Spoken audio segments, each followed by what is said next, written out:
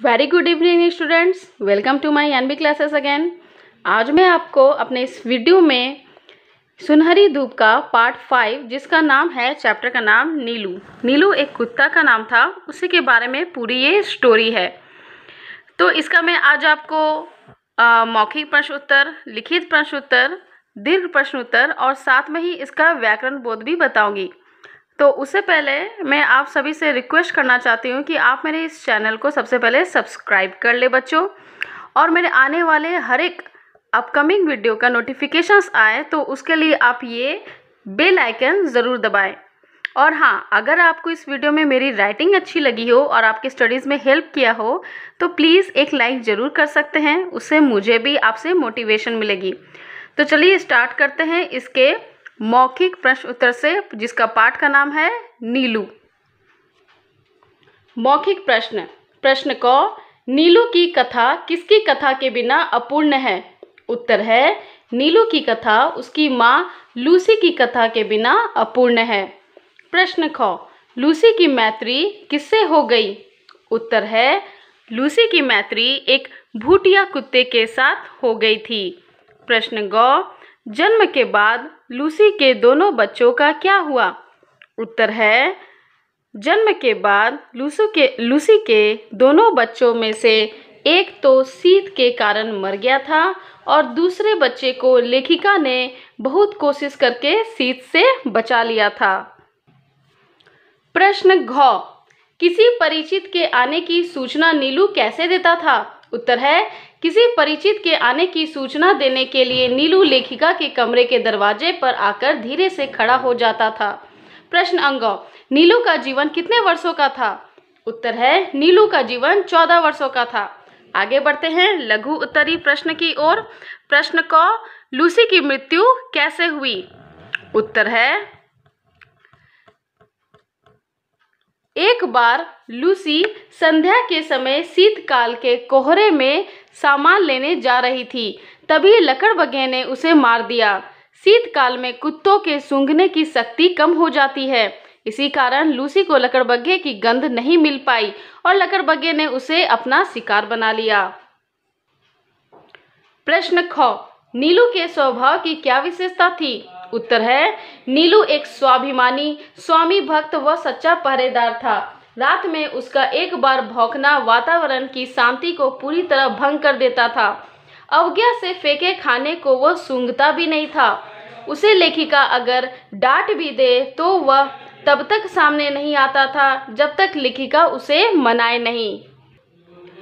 प्रश्न ग, नीलू का कैसा स्वभाव सबके लिए आश्चर्य का विषय था? उत्तर है, नीलू का अहिंसक स्वभाव सबके लिए आश्चर्य का विषय था, क्योंकि हिंसक एवं क्रोधी भूटिये पिता और आखेट प्रिय अल्सेशियन माँ से जन्म पाकर भी अपने पूरे जीवन काल में उसने किसी पशु पक्षी पर झपटते या उसे मारते नहीं देखा गया था। प्रश्न घ, इन दिनों नीलू उनके सतर्क पहरेदार का कर्तव्य संभाल लेता था। 1 नंबर, यहाँ किन दिनों की बात हो रही है?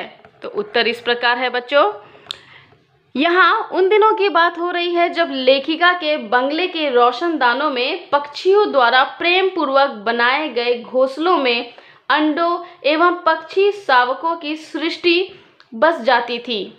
नंबर 2, नीलू किनका सतर्क पहरेदार बन जाता था और क्यों? उत्तर है, नीलू उन पक्षी शावकों का सतर्क पहरेदार बन जाता था जो कुछ कुछ अंकुर जैसे पंख निकलते ही उड़ने के असफल प्रयास में रोशनदानों से नीचे गिरने लगते थे। नीलू के भय से कोई भी कुत्ता बिल्ली उन नादान उड़ने गिरने वालों को हानि पहुंचाने का साहस नहीं कर पाता था। प्रश्न अंग, सबके सो जाने पर नीलू क्या करता था? उत्तर है, सबके सो जाने पर नीलू गर्मियों में बाहर लॉन में और सर्दियों में बरामदे में तख्त पर बैठकर पहरेदारी का कार्य करता। रात में कई बार वह पूरे कंपाउंड का और पशु पक्षियों के घर का चक्कर लगाता रहता था। प्रश्न च, नीलू ने खरगोशों की जान कैसे बचाई?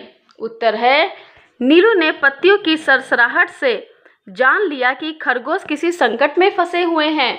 उसने तुरंत दीवार फांदकर और दूसरे कंपाउंड में पहुंचकर बिल्ले से खरगोश की जान बचाई।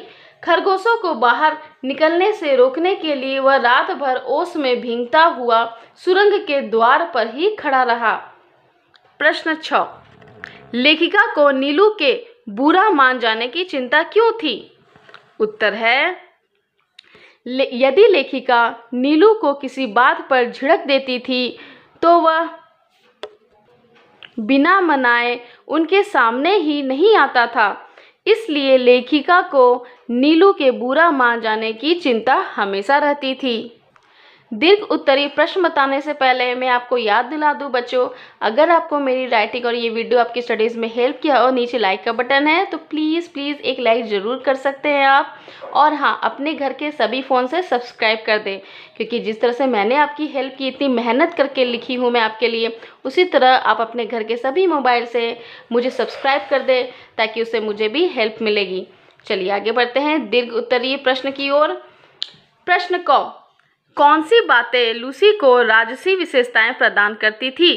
उत्तर है, लूसी अल्सेशियन जाति की थी। हिरनी के समान वेगवती, सांचे में ढली हुई देह, शरीर पर काला आभास देने वाले भूरे पीले रोम, बुद्धिमानी का पता देने वाली काली एवं छोटी आंखें, सजग खड़े कान और सघन रोएदार तथा लंबी पूंछ आदि सब मिलकर लूसी को राजसी विशेषताएं प्रदान करती थी। प्रश्न ख, पर लूसी को सामान मंगवाने वालों के भुलक्कड़पन से कभी कोई शिकायत नहीं रही। अभिप्राय स्पष्ट कीजिए। उत्तर है, शीतकाल में रास्ता बर्फ से ढक जाने के कारण उत्तरायण के निवासी लूसी से ही सामान मंगवाते थे। लोगों के भुलक्कड़पन के कारण कभी कभी तो दिन में उसे कई बार दुकान पर जाना पड़ता था, पर वह कभी मना नहीं करती थी। उसे कभी उनके भुलक्कड़पन से शिकायत नहीं होती थी। वह हर समय खुशी खुशी दुकान से सामान लाने के लिए तैयार रहती थी।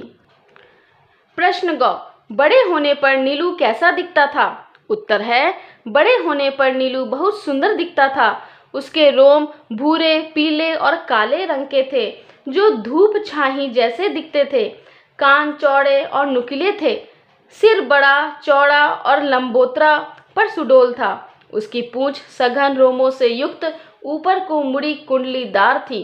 उसके पैर लंबे लेकिन पंजे चौड़े, मजबूत एवं मुड़े हुए नाखूनों से युक्त थे। उसकी आंखें गोल और काली कोर वाली तथा शहद के रंग जैसी थी। प्रश्न घ, कुत्ते के दैन्य से रहित और उसके लिए अलभ्य दर्प से युक्त मैंने केवल नीलू को ही देखा है। इस कथन के माध्यम से लेखिका क्या कहना चाहती है? उदाहरण देकर समझाइए। उत्तर है, इस कथन के माध्यम से लेखिका यह कहना चाहती है कि नीलू बड़ा स्वाभिमानी कुत्ता था। उन्होंने ऐसा कुत्ता कभी नहीं देखा था। उसके प्रिय से प्रिय खाद्य को भी यदि अवज्ञा के साथ फेंक कर दिया जाता तो वही उसकी ओर देखता भी नहीं था। खाना तो दूर रहा, यदि उसे किसी बात पर झिड़क दिया जाता तो बिना मनाए वह लेखिका के सामने ही नहीं आता था। प्रश्न अंगौ, नीलू का ध्वनि ज्ञान विस्तृत था। उदाहरण देकर इस कथन की सत्यता सिद्ध कीजिए। उत्तर है, कुत्ते भाषा नहीं जानते, केवल ध्वनि पहचानते हैं। नीलू का ध्वनि ज्ञान इतना विस्तृत और गहरा था कि उससे कुछ कहना भाषा जानने वाले मनुष्य के समान हो जाता था। यदि कोई नीलू से कह देता था कि उसे गुरुजी बुला रही हैं, तो वह फौरन दौड़कर लेखिका के पास पहुंच जाता और तब तक वहां चुपचाप खड़ा रहता जब तक लेखिका कह न देती कि जाओ नीलू, अब कोई काम नहीं है। प्रश्न 4, पशु पक्षियों के साथ हमारा व्यवहार कैसा होना चाहिए? उत्तर है, पशु पक्षियों के साथ हमारा व्यवहार प्रेम पूर्वक तथा मानवतापूर्ण होना चाहिए, क्योंकि उनके अंदर भी प्रेम व अपनत्व की भावना होती है। उनके साथ यदि हम प्रेम या सहानुभूति का व्यवहार करें तो वे भी सहृदयता तथा समझदारी का परिचय देंगे। वास्तव में मनुष्य की मनुष्यता तभी सामने आती है।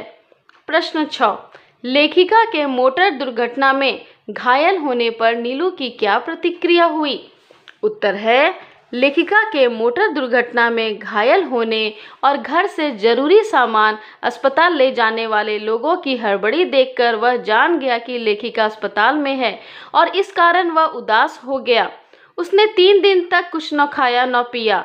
तब लेखिका ने डॉक्टर से अनुमति लेकर उसे अस्पताल बुला लिया। जब तक लेखिका अस्पताल में भर्ती रही तब तक वह हर दूसरे दिन उससे मिलने अस्पताल जाया करता था। तो ये था बच्चों पाठ नीलू का प्रश्न उत्तर। अब मैं आपको इस पाठ का व्याकरण बोध बताने वाली हूँ। चलिए आगे चलते हैं व्याकरण बोध की तरफ। यहाँ देखिए अर्थ ग्रहण संबंधी प्रश्न है। इस पाठांश को आप पढ़िएगा, मैं आंसर यहाँ बता दे रही हूँ आपको। लूसी के लिए सबसे अधिक किसे रोना चाहिए था? उत्तर है उसके बच्चे को। ख नंबर, रजाई में वह क्या खोजता रहता था? उत्तर है माँ के पेट की उष्णता को। ग नंबर, डलिया में वह कैसा लगता था? उत्तर है ऊन की गेंद जैसा। नीचे लिखे गए वाक्यों में सर्वनाम शब्दों को छांट कर दिए गए स्थान पर लिखिए। क नंबर, वे घर जा रहे हैं। सर्वनाम शब्द कौन सा होगा? वे। ख नंबर, उन्होंने नीलू को बुलाया परंतु वह नहीं आया। इसमें 2 सर्वनाम है, उन्होंने और वह। ग नंबर, मुझे अच्छी तरह घूमकर देखा। सर्वनाम कौन है? मुझे। घ नंबर, वह रात भर ओस में भींगता हुआ द्वार पर खड़ा रहा। यहाँ पर सर्वनाम शब्द है वह। ग नंबर, अस्पताल के कर्मचारी भी उससे परिचित हो गए थे। सर्वनाम शब्द है उससे। आगे बढ़ते हैं नेक्स्ट पेज की तरफ। नीचे दिए गए विशेषण शब्दों के लिए उपयुक्त विशेष्य लिखिए। चतुर नीलू, वेगवती लूसी, बुद्धिमान पत्नी, बर्फीला रास्ता, चंचल मन, जंगली पशु, काली आंखें, कड़वी दवा। आगे चलते 3 नंबर, उचित पर्यायवाची शब्दों के सामने सही का चिन्ह लगाइए। धरती का दिया हुआ है बच्चों पृथ्वी और वसुधा। कुशलता का क्या होगा? दक्षता और निपुणता। अभिमान का घमंड अहंकार। आरंभ का सूत्रपात और श्री गणेश। नंबर 4 की तरफ चलते हैं। निम्नलिखित शब्दों में से उपसर्ग और प्रत्यय अलग कीजिए। असमर्थ का क्या होगा? अ जोड़ समर्थ। सकुशल का स जोड़ कुशल। परिवेश का परि जोड़ वेश। आकृति का आ जोड़ कृति। नुकीलापन का नुकीला जोड़ पन। धार्मिक का धर्म जोड़ इक। घबराहट का घबरा जोड़ आहट और उदारता का उदार जोड़ ता। नेक्स्ट टर्न करते हैं पेज। ऐसे 3 शब्द लिखिए जिनमें मूल शब्द के साथ उपसर्ग एवं प्रत्यय दोनों का प्रयोग किया गया हो। शब्द यहाँ देखिए मैंने बनाया हुआ है। अमानवता जिसमें अ उपसर्ग हो गया, मानव मूल शब्द हो गया, प्रत्यय लगा ता।